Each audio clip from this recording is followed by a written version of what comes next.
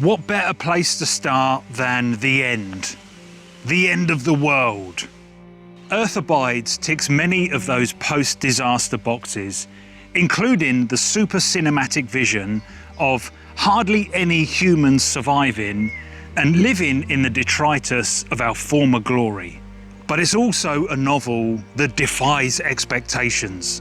To its credit, it actually lacks extreme pain and suffering on the other side of the global catastrophe in favour of a relatively calm and comfortable existence. It also turns away from the duty and desire to preserve what we once were and embraces a future where humanity will surely become something else. But most intriguing of all, it's a book about perspectives. The narrative releases us of the burden of custodianship. Civilizations will rise and fall, populations will live and die. Our impact will oscillate through the ages. At the funeral of Homo sapiens, there will be few mourners. Whatever happens to us, the earth abides.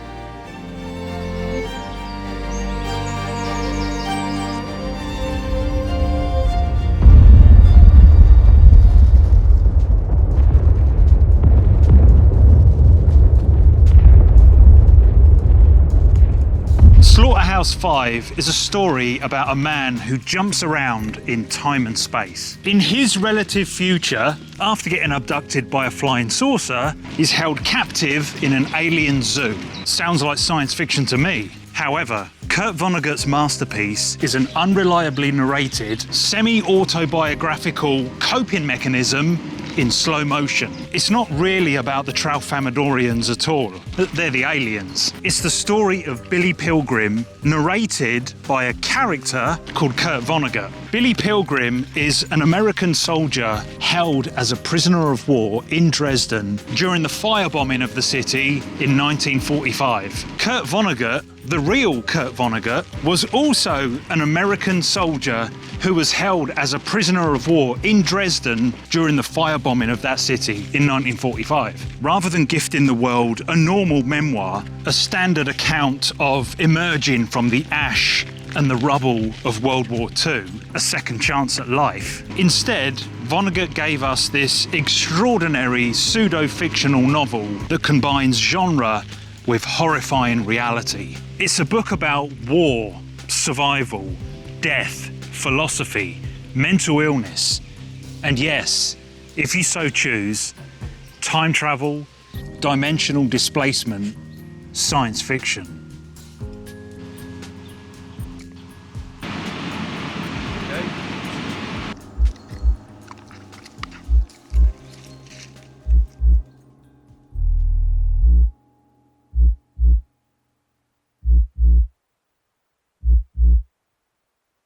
Most of the books on this list feature some sort of contact with an extraterrestrial life form. Evidently, my kind of science fiction is that which reflects the human condition. It holds up a philosophically tinted mirror and exposes who we are, more so than the aliens. Nothing I've read does this more hauntingly effectively than Stanislav Lem's Solaris. Yes, it's about a mission to a space research station that is studying a sentient ocean planet entity. But is it really about the pain of lost love? Is it really about guilt and coping mechanisms? Is it really about coming face to face with our deepest, darkest desires? Solaris has had two major movie adaptations over the years, both of which I love. Please don't make me pick between them. But such is the strength and the beauty of Lem's source material. Not Tarkovsky, not Soderbergh, not even the great George Clooney can invade my Solaris headcanon.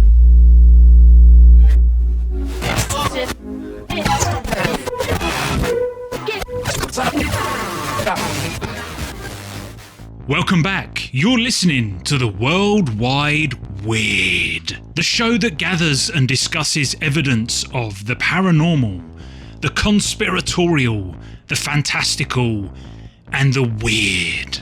Our next caller is Barry from Midwick in Winshire. Hello, Barry. Is there something strange in your neighbourhood? Like Ghostbusters. Thanks, Moid. Long-time listener, first-time caller. It all started a few years ago when a strange silver craft was seen in the village, accompanied by a wave of, loads of people falling unconscious. The police told us that it was nothing but a gas leak, so we just carried on with our lives. A few months later, it transpires that every female of childbearing age was pregnant. Every single one of them, including my wife, which I know was impossible due to our inactivity in the bedroom, Moid. Thank you for sharing, Barry. Right, anyway, when the gestation period was up, 61 babies were born, as 30 girls and 31 boys, all on exactly the same day. Now, as a community, we loved these kids like they were our own. What makes you think they're not just normal babies, Barry? None of them look like their mothers. They all have blonde hair, pale skin, and piercing golden eyes. And now they're a bit older, they all appear to have some weird attributes. I swear they can read minds and communicate telepathically amongst themselves. And they're only 5 years old now, but they all look like teenagers. Okay, thank you. That was Barry from Midwick, who thinks his wife is the subject of Immaculate Conception, and apparently he's scared of blonde teenagers. Please remember, we are a very open-minded radio show, but if you're going to smoke crack and phone in, at least make it somewhat believable, please. Not like Barry, whose story sounds like it came right out of a John Wyndham novel. And now for a word from today's sponsor, Beehive Books. Look at the gold leaf on that. Cool. 10% off at beehivebooks.com. Beehive Books are independent architects of beautiful prints, tapestries, trinkets, and best of all, books. Use the code MDC at checkout. MDC at checkout at beehivebooks.com. Use the code MDC at checkout at beehivebooks.com to get 10% off. Beehive Books. This isn't because I'm trying to sell you the 10% code MDC at checkout at beehivebooks.com. I don't have to. Look, use the code MDC at checkout for 10% off. Look at that. That's nice. Really, really lovely. Beehive Books. The only thing better than a Beehive book is a Beehive book with 10% off. Beehive Books. Beehivebooks.com. What was it? Use the code for 10% off. And that code is MDC. Oh. Beehivebooks.com.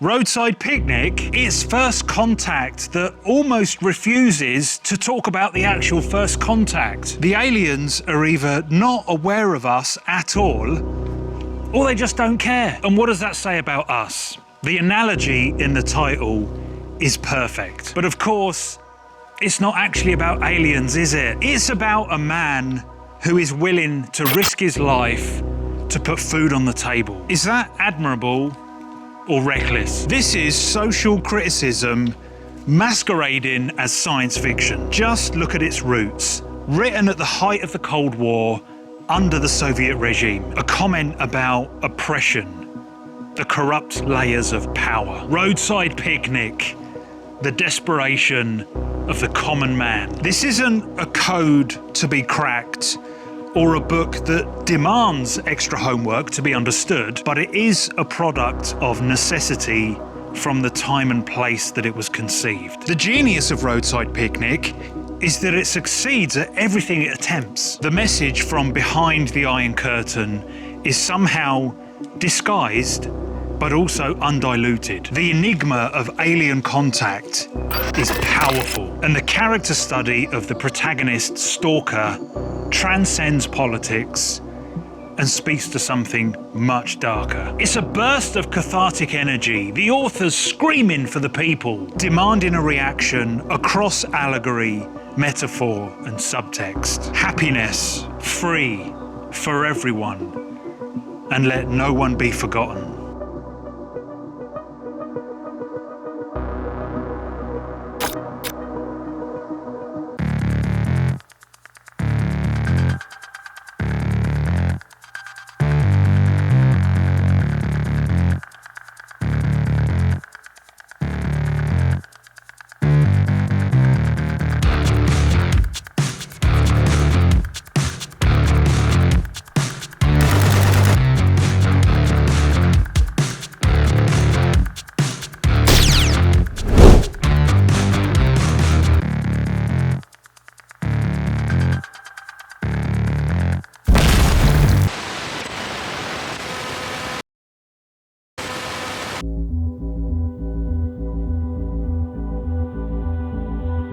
Truth be told, there are a number of Philip K. Dick books that could have made it into this pantheon. But Zapgun held to Middle Eye, I always choose Do Androids Dream of Electric Sheep.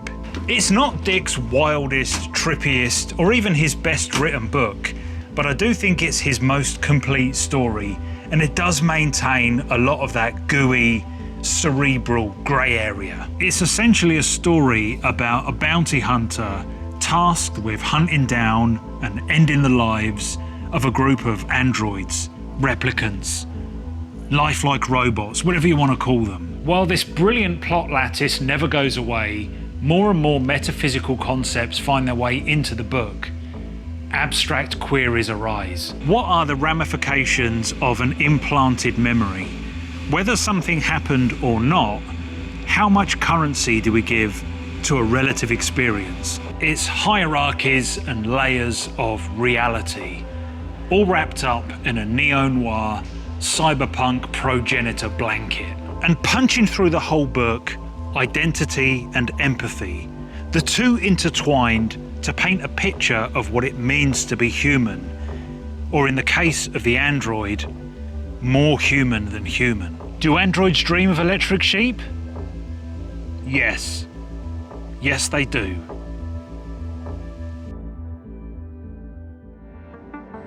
Greetings from the future.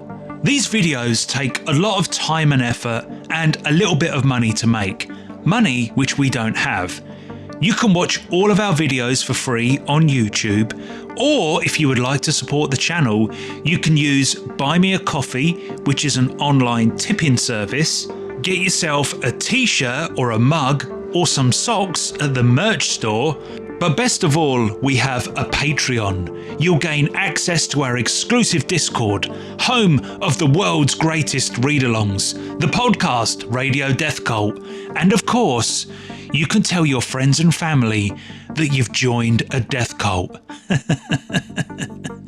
Links in the description and on our YouTube homepage. Thank you so much.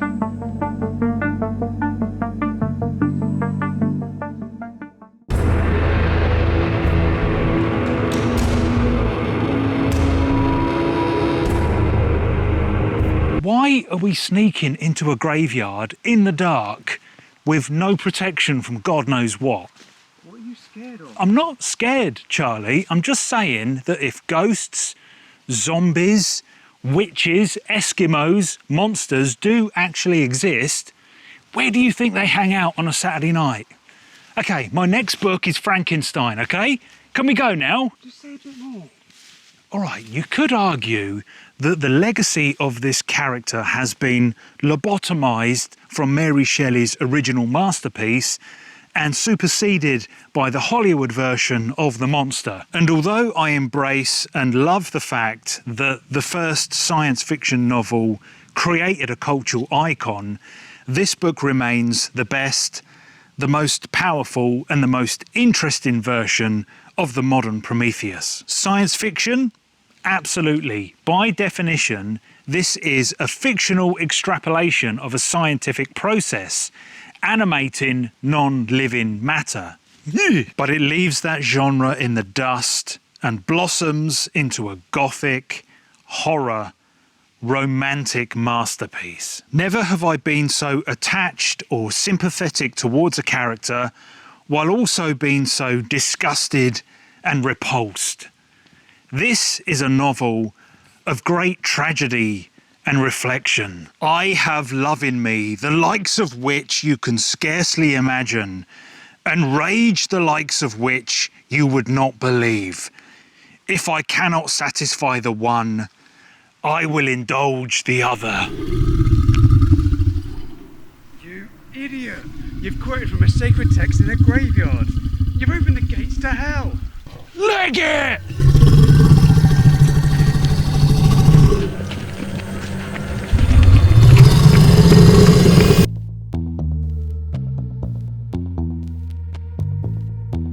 Hello, my name's Moid, and I've been a huge fan of Ender's Game ever since I first read it way back in 1998. Like there? This will look just like, don't worry about it, it will look like a space station.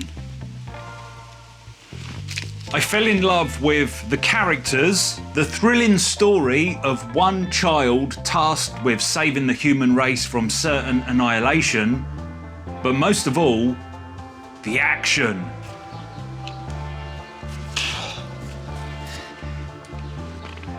That's gonna look brilliant.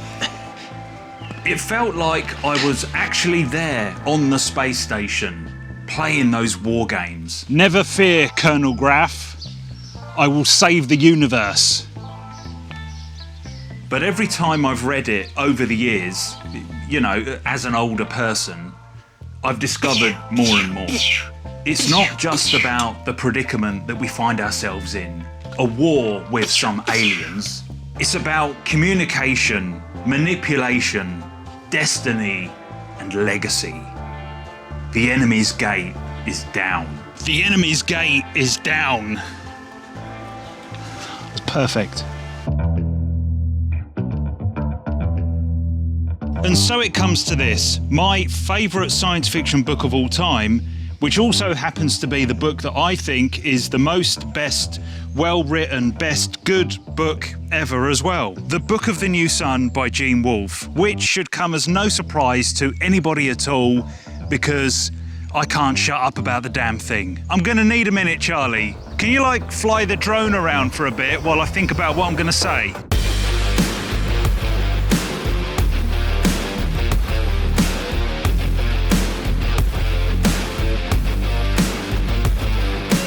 Okay, this book is like a postmodern allium of literature. Allium is a posh word for onion, Charlie. It has layers. On the outer skin, it's a relatively simple story about a journeyman torturer named Severian. It's his character study, his odyssey from apprentice to lictor to soldier to maybe even a god. And that's just the outer skin. Dig a little deeper, and it's a far future fable about humanity, the wonderful things that we accomplished, and the power and the opportunities that we squandered. But between the layers of picaresque plotting and die-in-earth questing, the Book of the New Sun is somewhat of a mystery. It's a translated, unreliable account, a gospel filtered back through time. Sweep away the actual story and all the usual things that support a fictional narrative, and we're left with a fascinating display of language, of peripheral world building, a multi-textual experience. I've never read anything that works on so many concentric layers at once. I love this book for its oddball characters and awesome action, as much as I love it for its philosophical ponderings and word salad. You want more? How about Lovecraftian sea monsters bidding to control the planet? A witch that can resurrect the dead from 1,000,000 years in the past? An entire mountain range carved into statues of long-dead kings? And how about making sweet love to an alien goddess and ejaculating a whole new universe? The Book of the New Sun is my favourite science fiction book of all time because, okay, I admit it, it's because it comes in this bitchin' black box.